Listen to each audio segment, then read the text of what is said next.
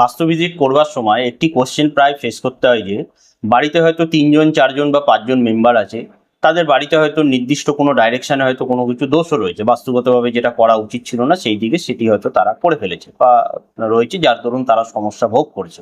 কিন্তু সেই বাড়িতে যতজন মেম্বার আছে সকলেই কিন্তু একই ধরনের সমস্যা ভোগ করে না, বা কেউ হয়তো বেশি পরিমাণে ভোগ করছে, কেউ কম পরিমাণে ভোগ করছে। এর কারণ কি? এর কারণ মূলত দুটি।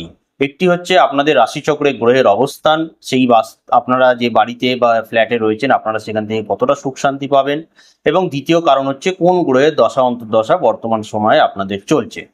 প্রথমত হচ্ছে রাশিচক্রে যে গ্রহের দশা অন্তর্দশা বর্তমানে চলছে সেই গ্রহ যদি রাশিচক্রে দুর্বল বা পীড়িত ভাবে অবস্থান করে, তাহলে তার দ্বারা তো আপনারা সমস্যা ভোগ করবেন। কিন্তু বাস্তুতে কিন্তু প্রত্যেকটি গ্রহ নির্দিষ্ট ডাইরেকশনকে কিন্তু রুল করে।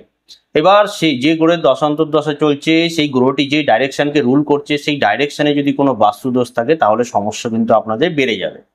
ধরুন কোনো জাতক বা জাতিকা রবির দশা চলছে, রবি রবির দশা হলো 6 বছর। এবার রবি রুল করে পূর্ব দিককে, যে সেই জাতক বা জাতিকা যে বাড়ি বা ফ্ল্যাটে অবস্থান করে আছে তার যদি পূর্ব দিকে, সেই বাড়ির পূর্ব দিকে যদি টয়লেট থাকে বা সেখানে যদি স্টোর রুম থাকে বা নোংরা কিছু থাকে, স্টোর রুম থাকে বা কোনো নোংরা অবস্থান রয়েছে, পরিষ্কার পরিচ্ছন্ন নয়, তাহলে সে সেই বাড়িতে যখন অবস্থান করবে এবং যখন তার 6 বছর রবির দশা অন্তর্দশা দশা যখন চলবে, সেই সময় কিন্তু সব থেকে বেশি পরিমাণে প্রবলেম ফেস করবে সেই বাড়িতে যতজন মেম্বার আছে তাদের মধ্যে। এবার দ্বিতীয় একটি কারণ হচ্ছে আপনাদের রাশিচক্রে গ্রহের অবস্থান।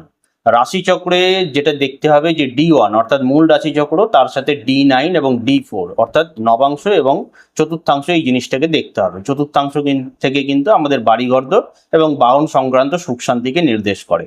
তাই D1 D9 এবং D4 এর চতুর্থভাবে যদি শনি মঙ্গল বা রাহু এবং কেতুর মতো গ্রহ অবস্থান করে, একের অধিক যদি পাপগ্রহ অবস্থান করে, তারা যদি দুর্বল বা পীড়িত হয়, এবং ভূমির কারক গ্রহ মঙ্গল যদি রাশিচক্রে দুর্বল বা পীড়িত হয়ে যায়, তাহলে কিন্তু তারা বাস্তুগত দিক থেকে অবশ্যই সমস্যা ফেস করে। দ্বিতীয় বিষয় হচ্ছে যে গ্রহের দশা অন্তর্দশা চলছে বা আপনাদের বাড়িতে যে ডাইরেকশনটা রুল করছে সেই দিকে যদি নোংরা বা পরিষ্কার পরিচ্ছন্ন না থাকে, সেই সময় কিন্তু আপনারা অবশ্যই সমস্যা ভোগ করবেন।